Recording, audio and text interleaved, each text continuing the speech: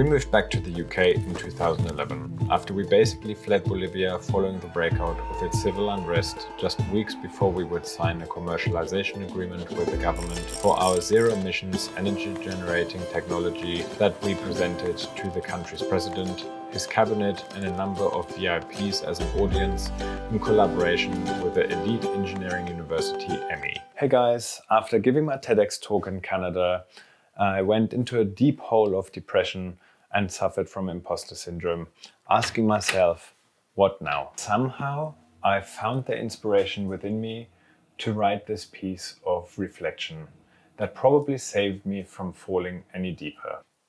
I just wanted to share this with you. Enjoy the rest of the video. I was not able to appreciate the magnitude effect this experience had on my mental health. It almost destroyed me. Yet, it still took me many more failures and similar experiences like these ones to realize that to take the man up approach was a dead end.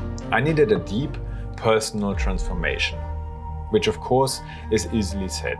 In June 2022, I had the honor and privilege of giving a TEDx talk titled The Perspective of Life After Failure. Every story of a struggle is different, but they don't make the struggle each of us experience less real or painful. It took losing everything, literally everything, for me to discover who I am. And admittedly, having received my ADHD diagnosis only in February last year at 39 years old, it still is an ongoing process that will probably never end. I am an ambitious individual who wanted nothing less than impacting the world through my ideas and technologies. But that is all that I was. I felt that without it, I am nothing. After I licked my wounds and manned up from the epic Bolivia failure, I went back at it though. I remember saying to my wife that if I don't get the money together, I will leave it all behind. I did manage to get some funding in place just in time in order to realize the proof of concept aircraft, the TU-523, that would be propelled by electric turbines, and its energy source would be the generator we built in Bolivia. Just as I was getting started with a small team, I received the call from my mother, who tells me that my father, with whom I started these projects, suffered a stroke. Together with my brother, we drive 500 miles through the night. A few days later, my father passes away. It felt like a huge injustice was done. I felt like the biggest failure not having achieved our goals together, and I isolate myself as I am in a deep depressive state, as I now know. The fact that I tried to stay strong and kept my thoughts and feelings hidden away, not willing to talk to anyone about what was going on inside me, could only have one result: failure. Poor decision-making and clinging on to the dream that my father and I had resulted in me once again losing it all over again. Prior to that though, we did manage to develop the TU-523 to a state that we were able to demonstrate at our base at Lid Airport to the media in a keynote presentation, out of which we received 2 investment offers. Despite signing an investment agreement though, that would facilitate the development of the next stage prototype, we never received the investment and very quickly ran out of money following that. My wife and I sold our remaining assets in order to pay the salaries of our team in the hope that we could recover from this blow. But in the end, we couldn't. This was the beginning of my rediscovery journey, as I tried to deal with my pain by writing my book, The Struggle for a Better Future, and teaching myself new soft skills. I discovered that I could be interested in things outside of what I knew. Growing food was a huge revelation for me, and it played a big part in the process of my transformation. But I was still so eager to make this project work.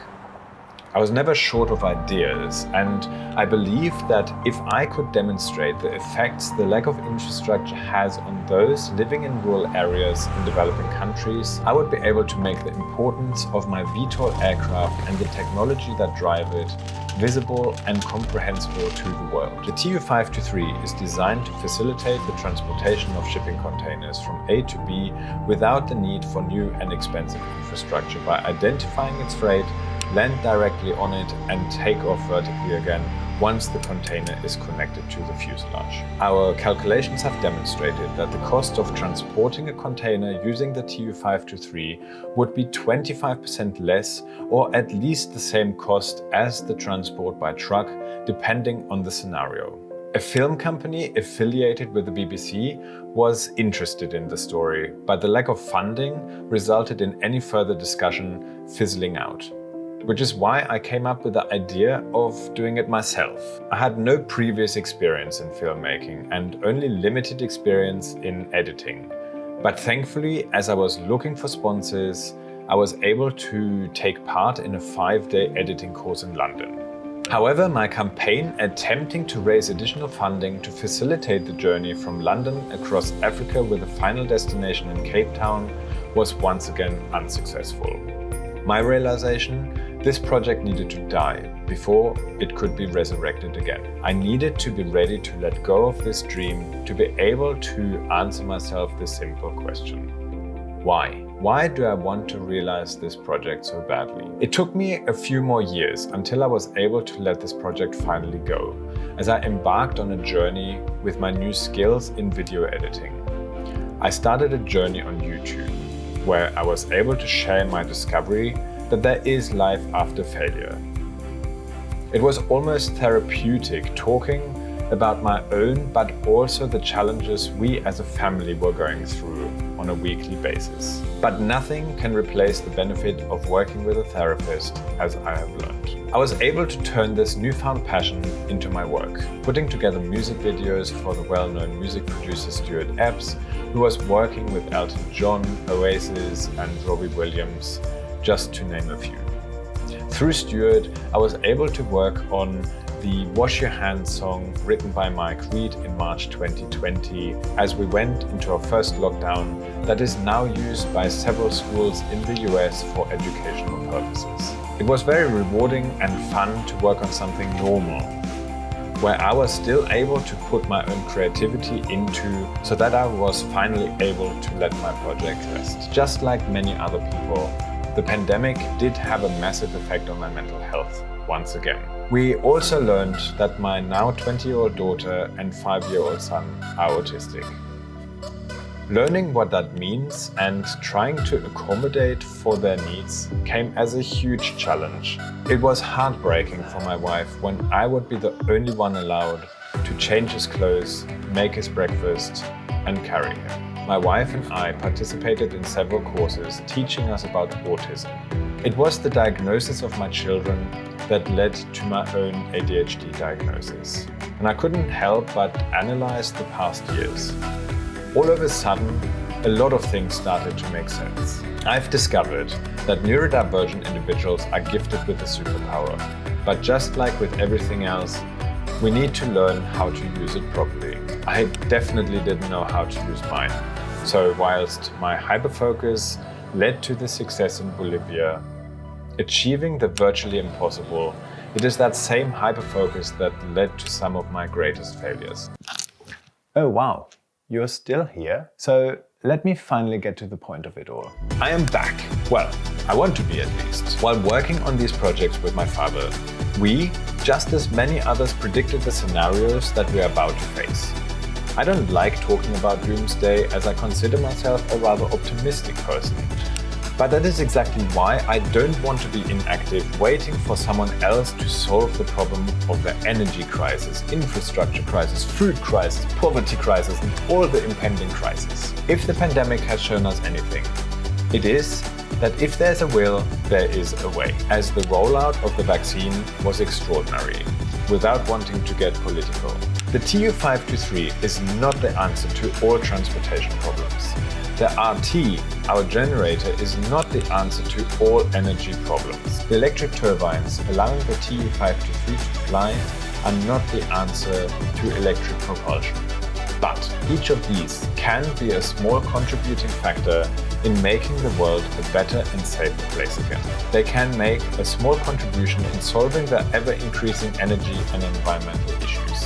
In addition, By talking about my own mental health journey and personal challenges, I don't expect to heal the world of mental health, but maybe I can inspire someone else to open up and share their journey with others and create an atmosphere where especially we men step out of that stigma that we have created for ourselves and learn how to open up and rediscover ourselves. It took me a long time to learn how to speak up and ask for help, and whilst I appreciate the importance of it, I am continuously learning every day.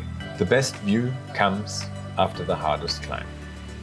To come to my final point, I needed the TU523 to be successfully developed for myself, to create the legacy for my father, for me to pacify my guilt for him not having been able to see it realized. But today, I want it to be far more than just a piece of technology. Whatever the future holds, the technology and my journey of self-discovery and surviving will always be connected. So I would love for the future of the business to not only focus on its technological breakthroughs, but for it to be a safe place where we can allow and promote better understanding of our own mental health and challenge the culture away from a man-up mentality. I realize that this all might sound very crazy, but if crazy is something that you're into, make sure you leave a comment down below. I am Thor, and I shall see you in the next one.